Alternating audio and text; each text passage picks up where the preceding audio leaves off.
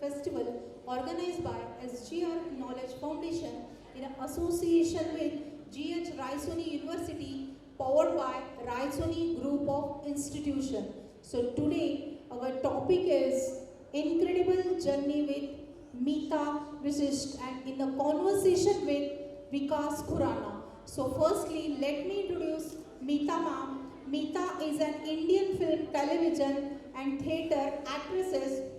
She has showcased her acting skills in the lead roles in avant-garde cinemas, middle-of-the-road cinemas and successful hit and heavy budget Bollywood movies. Being passionate about her skills, he researches and also prefers to write her scripts. She has contributed as both an actor and the director to the theatre world. She has produced and written 3 short films and a series for television. She was executive producer of award-winning film and the name of the river, BFI and NFDC Bangladesh Film Corporation.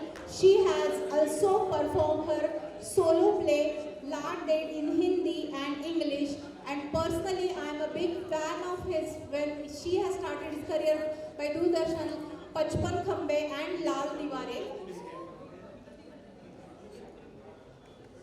Mita has acted approximately 43 films, numerous television serials, web series in the theatres. Her award-winning performances have been the film in Mani Kaul, Kumar Sahani and Govind Nihali. She has been visiting faculty to Acting and Designing Institute, NSD, NIFT, NID, WWI and Head of Department Acting at the FTIL. Her work as an actress, director and screenwriter is well known for which has won prestigious awards such as Filmfare OTT Awards, Indian Television Awards, Bengal Film Critics Award and Screen Awards for the Best Actresses. So let's have a big hand for Mita ma'am. And her interview is taking Mr. Vikash Khurana. He has been a theatre practitioner at almost 40 years. He set up Stagecraft Theatre in Nagpur 2003, providing a platform and cultivating a growing theatre community. He has directed more than 100 plays, including 7 Shakespeare's plays, and he has acted in more than 70 of them. He has also attended theatre workshop by Royal Academy and Dramatic RADA and the Royal Shakespeare Company, London. So let's have a big hand for Vikash Khurana. So I request to Vikash Khurana, please go through the session and start our session. Please come, Mita ma'am. I request to you. Good afternoon, ladies and gentlemen. Pleasure to see you all, and a very warm welcome to the inimitable Mita Vashisht. Thank you very much. So we are here to talk about her eventful journey, which I'm sure each one of you know has been truly magnificent. She's been a beacon of light, she's been a role model, and I think a great super achiever in everything that she's done. Mita, theatre, television, cinema, OTT, producer, actor, director, writer, phenomenal. I mean, you've done it all. Was it all automatic, general progression, or it just happened to you, or everything was well thought of? I think when I decided that acting is the path, there was no television, there was no OTT, there was no name and fame connected with the idea of becoming an actress. I will use the word actress because I have a female body and that's my instrument. So I do not like that generic word actor because I think we work with the instrument. The actor or the actress is the only person, only musician who is also the instrument and the player of that instrument. So I will say actress, and I've always stuck to being actress. So, thank you. So I think when I decided that this is the path, or when it was revealed to me that this is what you're going to do meant to do for the rest of your life, I was 19 then, and by 21, I wanted to then train for it. Although I had already done my MA in English, for want of anything better to do, because I didn't know where I really wanted to be. But once I decided I'm going to be an actress, not because I wanted, because this is how I want to live my life in the theatre. Then I went in and trained another 4 years for it. And I think when you put yourself through, that kind of a process where you leave no stone unturned to make yourself capable of the path you have chosen, or that has been revealed to you, then things kind of fall into place. And I think I'm just lucky that somehow I managed to live equally well in the theatre and in television and in the silver screen, because the camera is a pretty ruthless thing. So if it doesn't like your face, there's something called camera presence, which I discovered later. So it allowed me to actually have a trajectory in all the mediums that were to do with acting, whether it was theatre or film or OTT now, or cinema. I was also probably just blessed, but I realized when I'm not working on myself as an actress, I don't get any work. So I have to slave for it. I have to do what it takes to keep your body, mind, your intellect fit for acting, and then it comes to me. So it's not that easy also. But what do you find more satisfying out of all the platforms, the medium? I wasn't making any differentiation. I think I've had the best of directors. That's just been fortunate. Like when I did one single music video in my life called Man Ke Manjeere. I don't know how many of you have seen it. Yeah? So even that was the only one I've ever done, and it was the best one of that year. It even won the award. So sometimes I believe that only the best will come to me, and it does. So I prefer an idea of quality over quantity. And as far as theatre goes, right now I would say theatre is my top favorite. I wouldn't say favorite, but it's the only place that allows me a full how should it say, a full bandwidth, With OTT, you're not often given that bandwidth, not anymore, because in the last few years, OTT is also slipping and going the television way. Once corporatization came in, how television became, it was all about TRPs. And so in fact, when I did Your Honor and Criminal Justice on OTT, people said, "Where were you?" I said, "I was right here doing side little roles which nobody was, you don't notice because you don't even get that bandwidth to do a performance." So when initial OTT was that, but now I think OTT is also changing.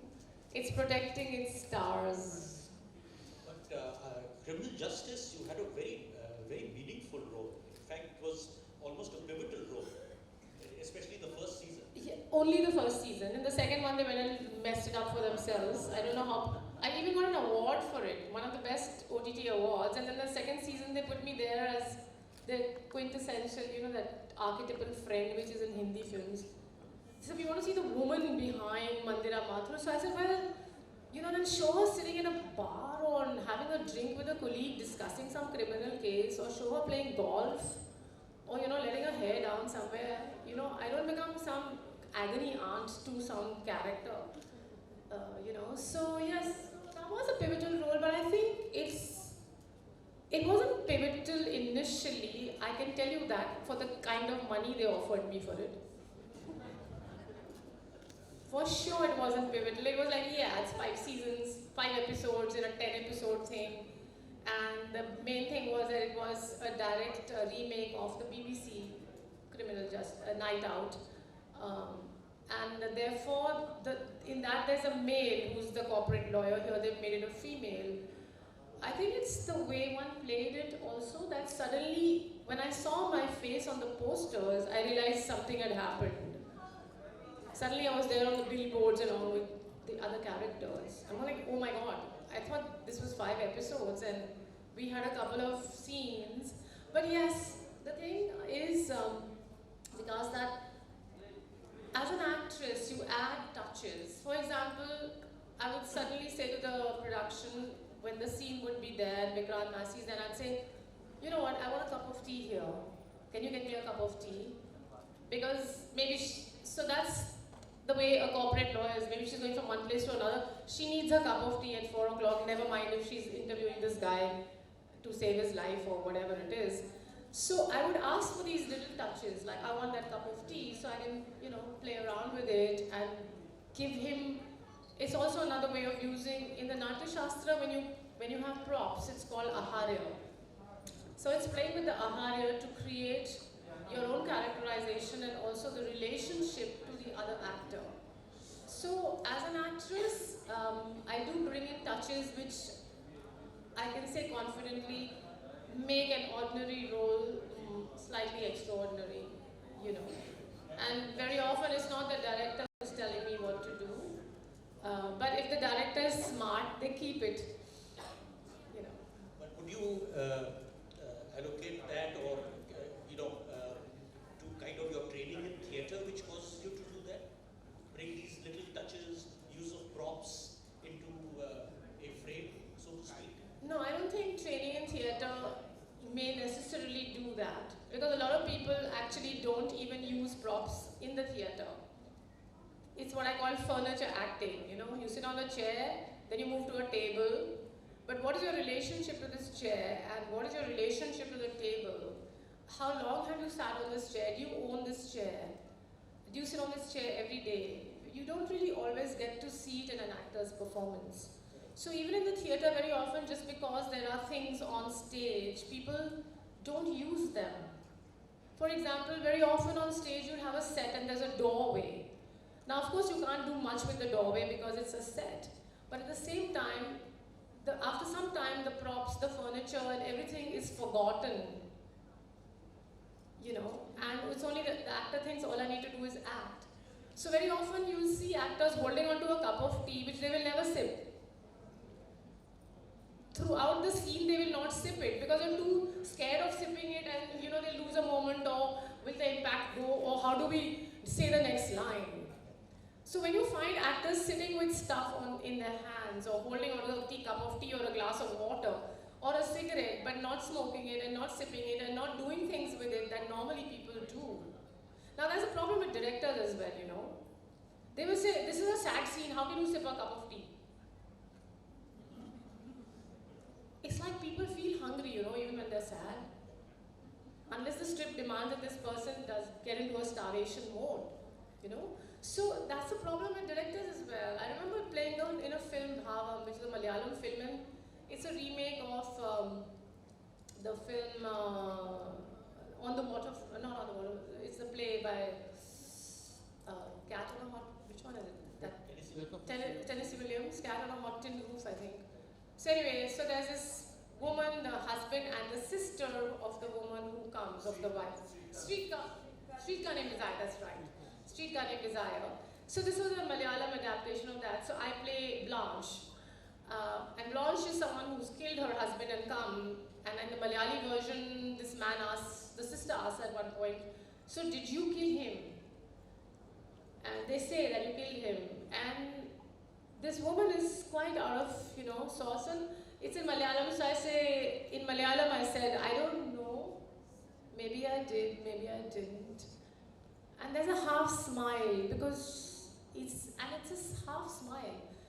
And I would say it was an amazing moment for me as an actress because the smile just came. It's a half smile. That smile is clearly not a smile of joy or happiness. It's a smile of someone who is not completely there in their head, and at the same time they are smart enough to protect themselves. The director didn't keep it. When we did the final dub, I said, what happened to that moment? You were smiling. So I said, yeah, so what kind of a smile was it? Yeah, exactly. Mona Lisa it could be, you know. So very often a performance in film and television and all, if I manage to really get accolades for it, I have to give half the credit to the editor and the director. Because they've kept it, because they have sometimes a stupidity to remove it. And sometimes they're just respectful enough to say, okay, I don't know what she's done, but it's something nice and let's just keep it, you know. Whereas in the theatre, in the theatre, you are the lord and master of everything once you're on stage. Of course, there's a great audience interaction, but theatre is truly a divine place to be. You know, I've just written a play called Love, Real and Real. It's actually a published essay, which I wrote in 2015 for a magazine. Nagpur? I'll come with a play to Nagpur, of course I will. I'll bring Laldet as well. These are two solos. So in Love, Real and Real, I'll quote from it because it'll tell you something about what was the reason why I became an actress at the age of 19, why I felt this is going to be something I'm going to do for the rest of my life. So in that I say, I'm on stage when the world begins to flow through me and in me, and I have no need to go anywhere. You know? I wish I'd brought it with me, but anyway. Warm, wonderful, tendril-like conduits of energy begin to flow through me and expand quickly in all directions. There are 720 tendrils because there are 720 people in the auditorium. And each one of my 720 conduits makes a clean, simple connect to every single person out there. You know, and then I wrote, which is what actually happened to me at the age of 19. It actually happened, which is what made me an actress. And then I say that, and connects to each person out there, like the many branches of a tree in the forest connecting to other branches of other trees. And I have never felt so in love. Yes, this is love. It has to be love. When you want nothing, you're completely in the moment and all desires cease and you're overwhelmed with gratitude. You know? Before that, there was an incident at the age of 16 when I was with my friends in a forest in Simla, and I let them walk on ahead of me. And as soon as their voices became distant, I actually knelt down on the forest floor and said, please, dear God, or whoever's up there, please tell me what I'm here for, what I'm meant to do, how am I to live this life? So this is something that happened at the age of 16 in a forest. And I couldn't believe what I had just done. And at the age of 19, I suddenly am on stage, and then this whole experience of connecting to people with such amazing immediacy happens. And that's when I realized this is it. This is what I want to do for the rest of my life. You know, so I write in the play, the world finally made sense, and I knew that I was meant to live the rest of my life acting. You know, I will die 1,000 times and be reborn 1,000 times in this one lifetime. Fantastic. It's been such an incredible journey. What part of this journey, so to speak, is there something which you find exceedingly significant, any incident, any moment which you find fascinating, which you'd like to share? No, I think being an actress is very, it's always keeping me in check, you know. Okay. Settle down, guys, please. It's okay, relax. They can settle. It's always informing me about how I'm living my life. In the play, I again say, so what happens is that when you're heading for a performance, whether it's theatre or it's film, you're on sets with a lot of people. You're never by yourself, you know. In the theatre, even if it's a solo performance, you have people all around you doing things for you, and you, of course, have to. What I found about being an actress is that it forces you to be someone who is compassionate. You have no choice. It forces you to be forgiving. It's like I said, before a show, you cannot afford to let your ego get the better of you because it'll ruin your performance. And after a show, if the performance has really gone well, you're so full of gratitude that you want to kiss the feet of everyone who came. You really do. You feel like just bowing down to everyone, you know. It's some strange, I found the better my performances are, the more Overwhelming. I feel overwhelmed. I understand what it's not to have an ego at all. I feel what it means to be enormously grateful for everything that is happening here and now. And being an actress forces me to constantly sift, the chaff from the grain within myself. One of my teachers, Professor Maharishi, with whom I trained formally the first time, said that if you want to be a great actor, you have to be a very honest human being first of all. And by that he didn't mean that you go and tell everybody your home truths. What he meant was that when you look into the mirror, when you talk to yourself, you jolly well know who you are. So if you're a nasty, horrible person and you've been like that with somebody, you don't make excuses and say, oh, but they did it, I didn't, I can't help it, this is what they did. You just say, I am a nasty, horrible person. And it's very strange. I've seen when I was in the NSD, it's a very fraught with tension space. It's a great space, but you're 18 young people from different cultures, social structures and all of that. So it's very explosive. And I used to find that very often people who did admit something about themselves, even when they were given a role which was exactly them, they could not enter it with the truth. Correct. Lack of sincerity, perhaps? No, it's the inability. See, when you're given a role which you might be a lot like you, but you refuse to accept that you are like that, you're unable to crack that role. So while somebody might cast you saying, hey, you're so and so, so this would really work, or this sense, but you're still unable to crack that role. So in order to, when people say, oh, we love your characters, they're very strong, they're this, they're that, very often they're not strong. They are women with weaknesses, but the women show the audience the weakness and accept it for themselves, the character. Yes, so in a way there's a kind of honesty, that's how it comes through, so it has to come through that. Yeah, being an actor is a bit of a mystic journey, because you're dealing with your body, your mind, your emotions, you're dissecting them, you're mastering them, you're deconstructing them. You figure out why something happens, why you do some things the way you do them, why you react badly or nicely or whatever. That is actually a very ego-destroying journey. You're always destroying the ego, all the time. And finally, when you manage to do that over a period of more of a couple of decades, you become a sort of intuitive person who is very happy being by themselves then. You're also not someone who is easily taken in or fooled by other things. It's not a very nice place because sometimes I know the thought a person is going to think before they think it. It's that kind of intuition that you develop, So it's kind of a bizarre place to be in. You started an initiative some time ago called the Mandala. Yes. How did that come out? Would you like to tell us something about that? And how has it progressed? It's not progressed after 5 years. That was between 2000 and 2005. Man Ke Manjeere, the album. So the people who did the album, so it's a big hit with a lot of NGOs who work for women empowerment and all that. And by the way, I'm not a feminist. I hate the word, I'm so sorry. I find it very annoying because I find with my own experience of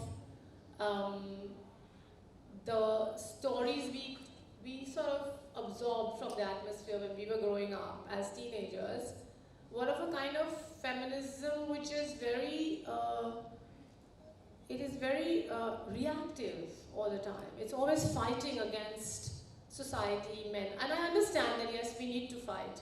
But there's got to be a point where you give yourself a pause, where you allow the deep feminine, which is a very strong place to be in, to take over. I mean, in my 30s, I was a very abrasive kind of a person. I wanted, there was things that, all the issues that Western feminism had raised, I had just absorbed them. And much later I realized I had actually deprived myself of nurture.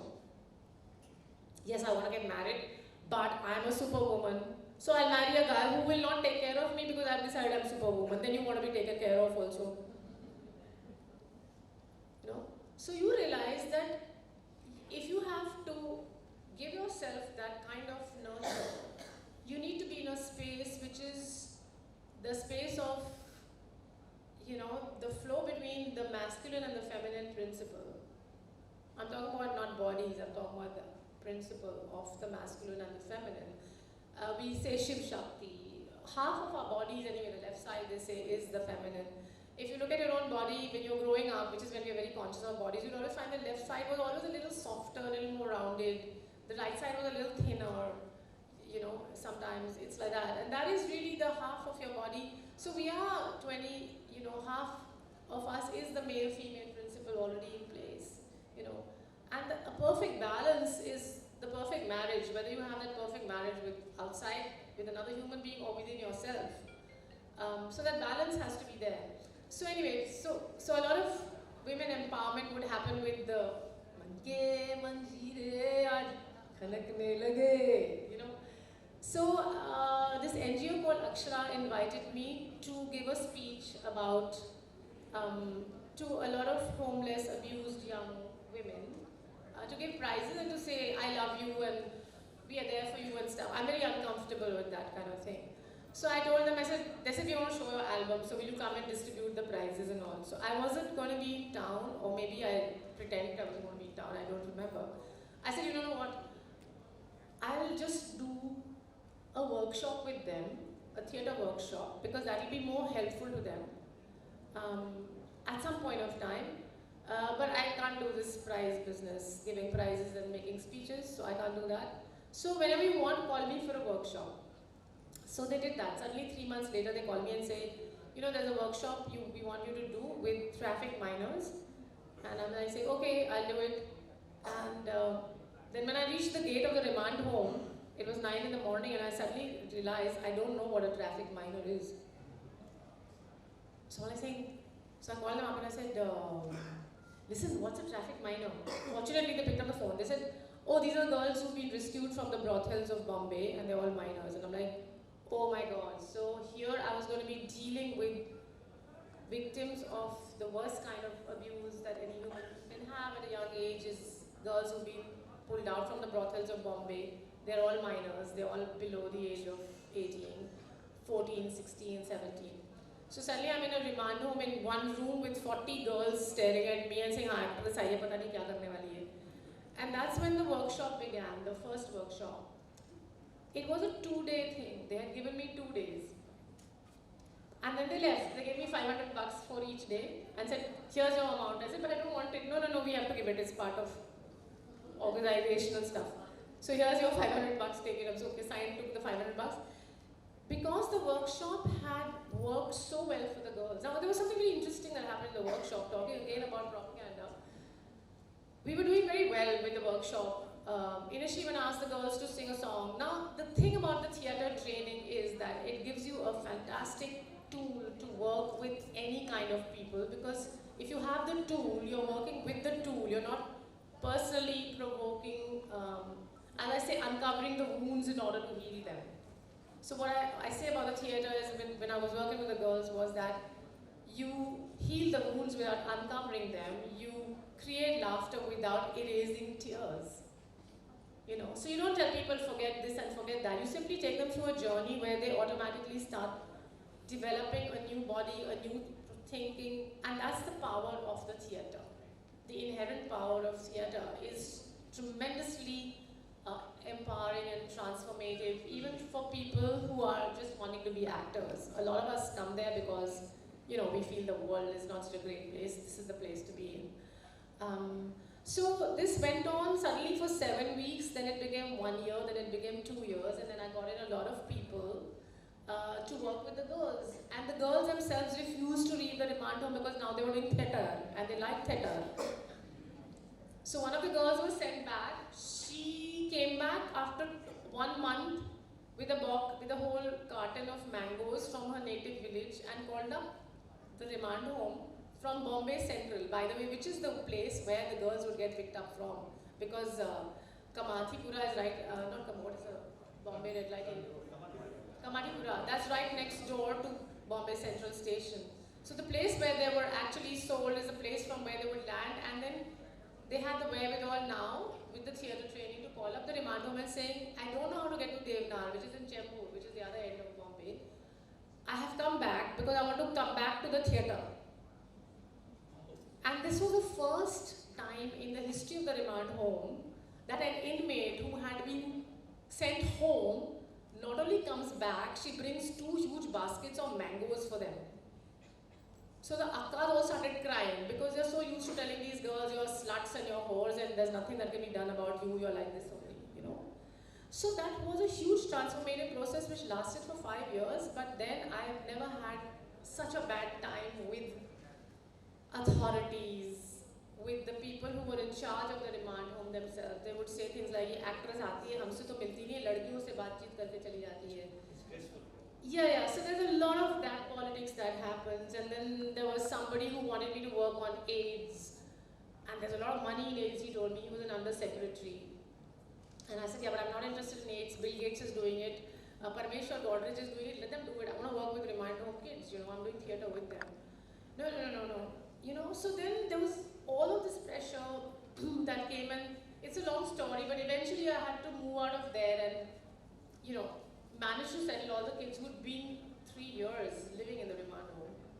We'd even got scholarships and things for them from some of the government agencies, like the women's welfare, child welfare thing is very nice. They're full of lovely old ladies who really care about kids, you know.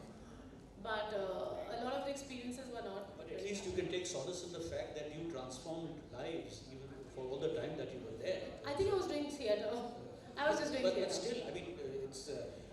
Yes, and the funny thing is that when you're doing theatre, you know, even Samar Khan, who was at that time heading NDTV, Star TV, he wanted to do an interview, and I said no.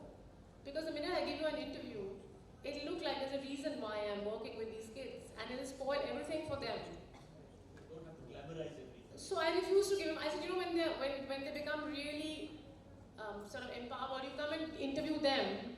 But I don't think most people are interested in that. They want to see the sad face of the victim, so kind of thing. So yes, that lasted 5 years, but it took me away from my own acting path, and that's when life kicks you. So all these wonderful things I was doing, I was just getting brickbats for them all the time. So it was wonderful that the girls actually found a life. They're still in touch with me, by the way. They're married with families. We don't talk about it much. They don't take my name much because then it'll be like, how do you know her? And therefore the past gets opened out a bit. So that's great, but they'll call me on Diwali or on my birthday or whatever. It's amazing. And this is like after 20 years, because this was in 2000 to 2005. We are into 23 now. So those kids, yes, their lives were transformed, but I was getting it left, right and center. Like getting the hell, you know, accused of things like, you have embezzled money. I said, how much? Good grief. So they said 3 lakhs. I said, but that's what I get paid for 2 days of acting. Why will I spend 4 years in a remand home for it, you know? So it was that kind of rubbish. So I realized every time I go off the path of acting, the world kicks me back in place and says, get back to acting, you know? That's your forte, that's where you belong. So there are, you know, there are always young people who, across generations actually, they have stars in their eyes. Everyone wants to be an actor, everyone wants to be a star. Any advice to them as to how to go about it? Focus on studies, any path that they need to take? No, I'm not going to give you any advice. Follow Absolutely not. Follow your dream? No, I tell you what, I'll just tell you one thing. You guys are in a terrible place with social media. We were very lucky we never had it. Because there is so much pressure on you to be somebody before you even know who you are. You have to have so many followers, you have to have so many likes. You know, the first time I saw myself in a film, I cried because I said, I'm so ugly. Because I'd never seen myself moving, walking, talking. So when I did my first film at FTI called Bar Bar Bari, we didn't have video, right? So at the most you had photographs, which nobody airbrushed.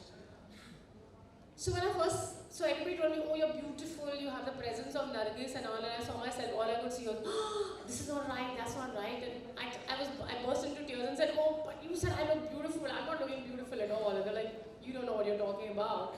The point is that now with the cell phone, you not only keep shooting yourself constantly, you start defining yourself in ways which matter to the world. You don't even know yet whether you're a mango tree or a cherry tree or are you a rose plant.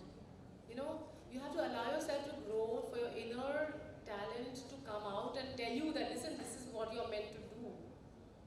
It's like what happened with me with acting. When I was 16, I hated the world, I hated people. That's why I became an actress, I think. Because I thought people sucked. And I probably thought that about myself. And I felt suddenly when I started acting that the nicest part of me, through acting, connects to the nicest part of people in the audience, the purest part. And that is the place where we need to make connections. Deep within. In our interaction with human beings, you need to connect from the core of you to the core of whoever it is. Which is why we have this thing of namaste, which I learned much later. What is the meaning of namaste? It means that which is divine in me acknowledges and bows down to that which is divine in you. And when I'm on stage and when I'm acting, and even with Love, Real and Real, which is a sort of display that now I'm doing, I've just opened it. And with Lal there, it's autobiographical, but it's not self-indulgently autobiographical. You will not get any gory details of my life in it. Any voyeuristic stuff. Because everything, I believe, when it's performed, has to have an aesthetic construct. And this actually talks about an aesthetic construct. So for young people, I don't know, you have to know who you're supposed to be, what you're supposed to do. And it should not have anything to do with how many followers you have. See, when I was a kid and I played the guitar, I played the guitar for say 6 months or 1 year in my life. Then I got bored of it and I decided I want to be a badminton player. So I played badminton for 1 year of my life. Now if I had Instagram and social media, I would not have been able to afford getting bored with the guitar. It's like, array, I have 20,000 followers, how can I give up the guitar? Even if I don't want to play the guitar anymore. So there's a lot of trial and error, a lot of thinking, rethinking, a lot of things that change you as you move along in life. And if you're free of whose opinions and how many likes and dislikes you have, you will find the tree you're meant to be. And that is where your brilliance lies. That is where you will become a star eventually. You will become a star doctor or a star engineer or a star.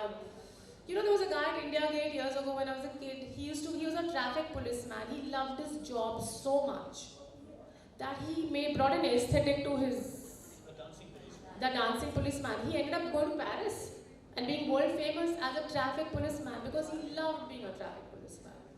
So that's how it is. So the other play that I do is Lal Der, which is a Kashmiri mystic poet. Now again, it's a very odd choice. It also came out of the desire to find an alternative to the harsh, femininity, feminist. So it was like, is there another voice in which women can live and be empowered and be strong without having to constantly fight against some factor or the other in the world? Because face it, we will always have, every human being has a struggle, you know.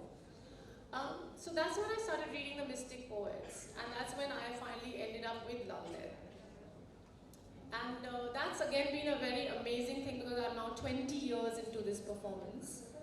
And most of the time it's not a performance that is commercially considered viable, but over a period of time now, I've just performed in Jaipur, Lucknow and all, the audience doesn't leave. They stay for an hour and a half after the show is over. That also happened with Love, Real and Real. So at this point of time, because I feel that acting has actually become almost like a space of pilgrimage.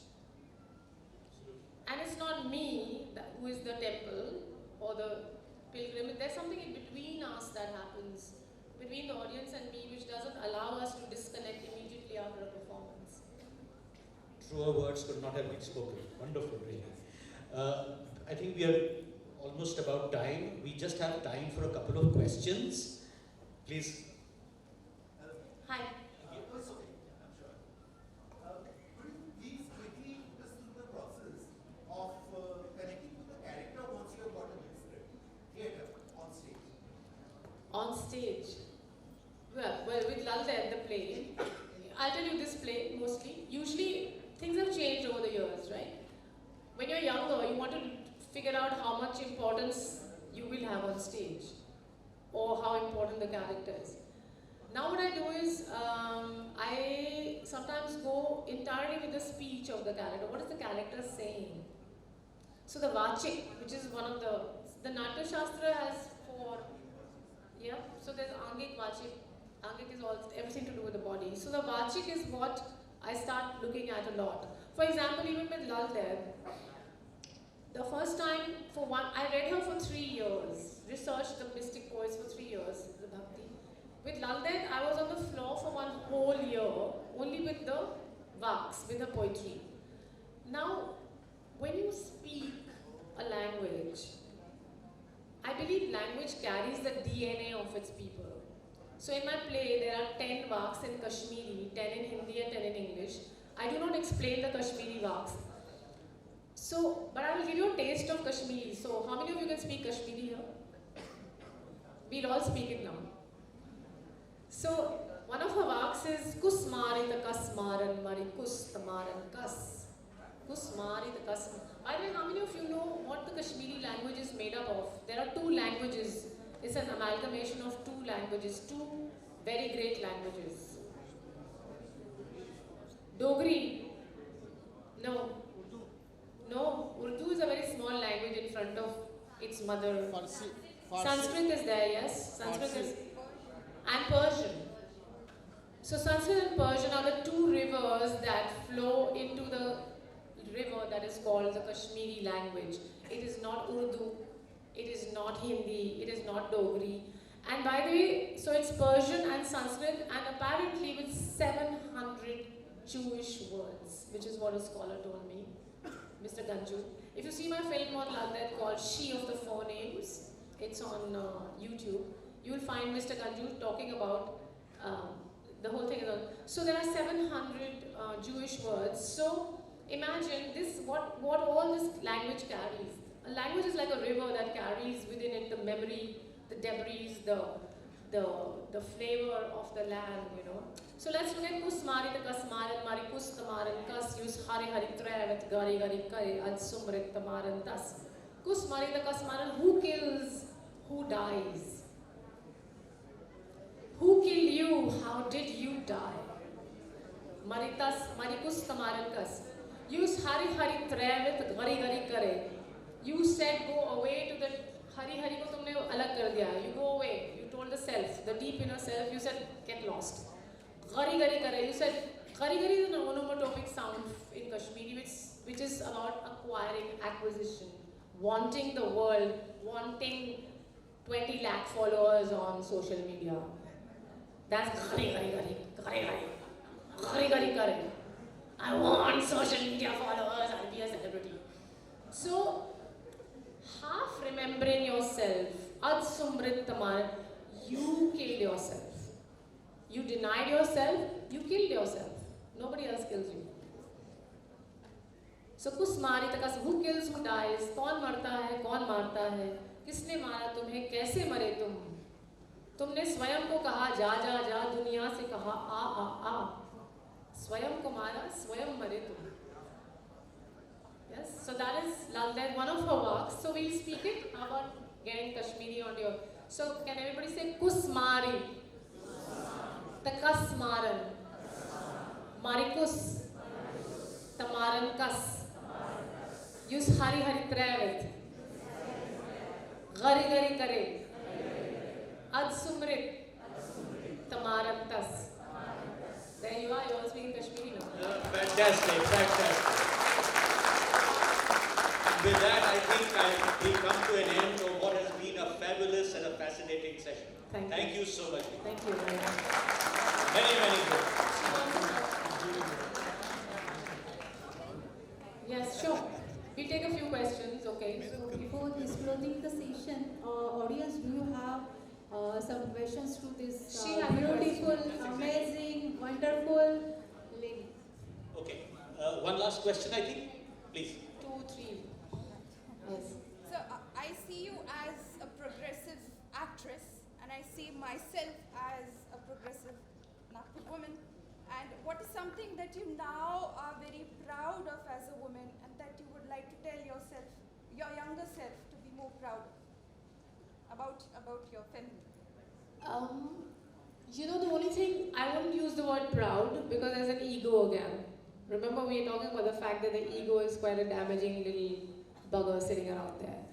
So, what you can feel reassured about is that you do things on your terms.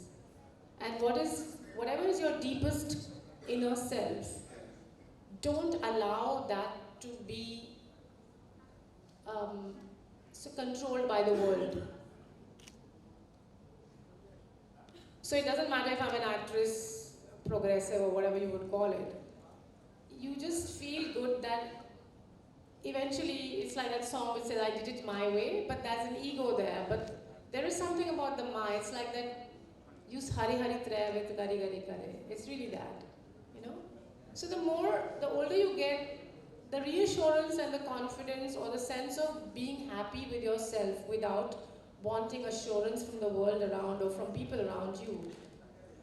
In all religions and in all religious texts, they talk about the fact that you should be indifferent. Indifferent is not a good word. You should be free of feeling happy because you're praised and feeling sad because someone criticized you. So the idea being that you are in such a space within yourself that it doesn't matter around you. Because you are the knower, you know yourself. Nobody else can know you better. When you know that that's the case, you don't want that, I have to watch out sometimes when on Instagram and stuff, if I start looking at it too much, I'm saying, no, do I need this? No, I don't. I don't need this, So basically the idea of an inner freedom is what you can congratulate yourself on and say, okay, there were things I lost, but it was worth it. And I didn't really lose them, I was just following my own music, You wanted to ask something?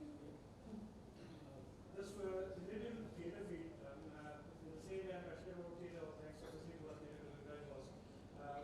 Before every show, after we end about productions, let's say the show time is 7 o'clock, last 10-15 minutes, a lot of nervousness, a lot of butterflies, and it's always there in mind that I forget the lines. Do you have the same feeling still after every show? Absolutely. Before every show, What's the guidance to cope this? you have to forget about the audience. You're nervous because you want to impress the audience.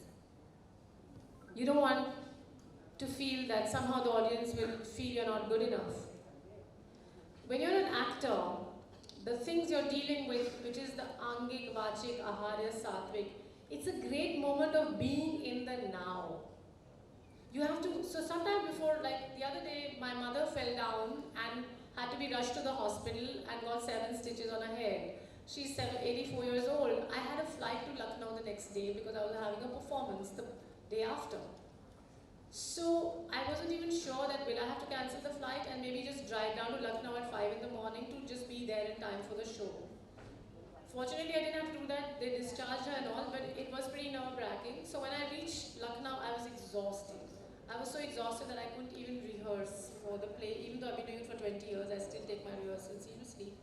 So before the show, I talked to myself and said, be in the moment.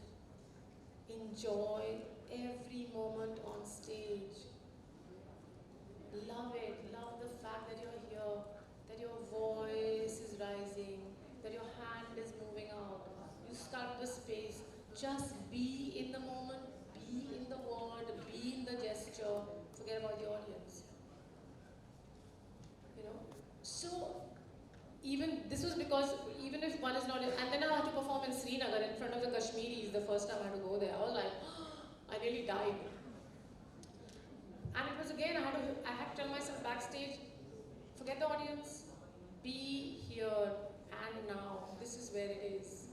If you cannot be in the here and the now, how will they be in the here and now with you? So you should, in a way, the butterflies are wonderful, They're very good, they're very necessary, but don't ever try and impress an audience. An audience is never stupid. So whatever you do on stage, do it with a commitment, with a sense of, being centered to the moment. Give it your full being. The way you would be if you were operating, if you were a surgeon operating, doing a serious operation, right? You can't think of anything except what's in front of you. So that's how it's with every moment in acting. And this whole idea of character, that you become a character, there's no character. It's not like an apple. Here's the character. No. A character is time and space. You develop it in time and space. If I had more time, I would actually take you through a 10-minute workshop, make it clear, but I don't think we have that. Anybody else? Did you get it? Yeah. Somebody else? Anybody wants a question? Yeah. Ma'am आंगिक वाचिक आहार्य और सात्विक ये 4 types है acting के। जी। आंगिक types नहीं, ये 4 टाइप्स स्तंभ हैं, स्तंभ। हाँ, स्तंभ है। इसमें से आंगिक वाचिक और आहार्य इजीली समझ में आ जाता है।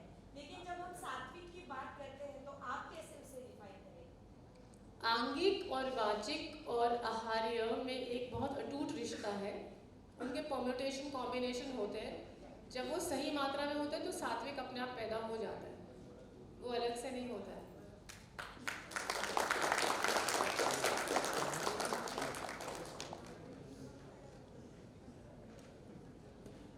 One more, anybody? Any last? Yes.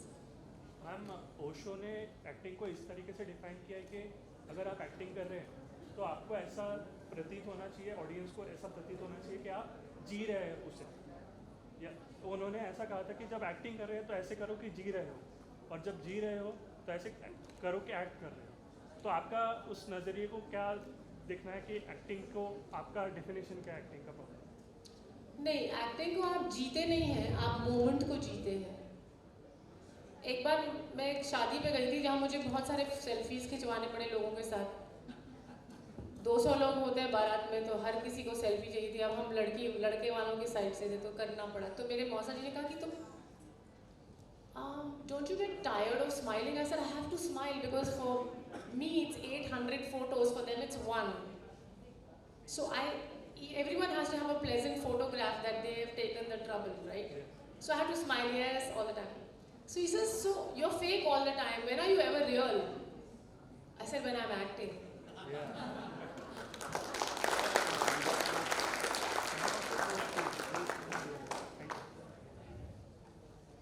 Somebody there? Yes. How important is it for an actor to appreciate another actor's acting? Very important, as it's for any human being to appreciate the good qualities in another or impressive qualities in another human being. Because if you do not appreciate what is good, you deny yourself that goodness. So it's not just for actors, but it's for, of course in our field it's very hard for us to criticize actors. They say, हाँ उसको role नहीं मिला इसलिए गाली दे रही है, इसलिए अच्छा नहीं लग रहा है. So we can't very often, because it becomes, they think it's a case of grapes are sour, but it's not. It's just that I'm so passionately fond of the craft that I want to talk about it. But I often can't because it becomes too personal, one actor to another.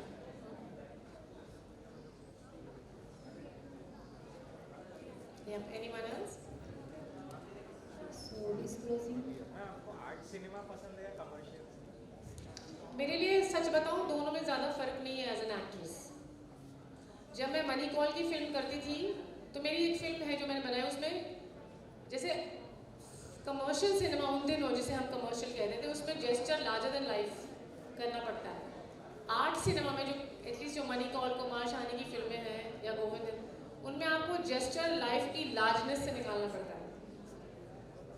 समझ रहे हैं? एक larger than life gesture करते हैं आप, एक life को आप पूरी तरह समझ के उसकी लार्जनेस में से एक जेस्चर निकालते हैं। तो ये फ़र्क है आर्ट और कमर्शियल सिनेमा में। अगर अच्छा आर्ट सिनेमा हो, मोस्टली आर्ट सिनेमा के नाम पे लोग बहुत बोरिंग फिल्में बना देते हैं, प्रोपोगेंडा पोस्टर टाइप की फिल्में बना देते हैं कि बड़ा सीरियस टॉपिक है तो आर्ट सिनेमा हो गया। ऐसा नहीं होता है।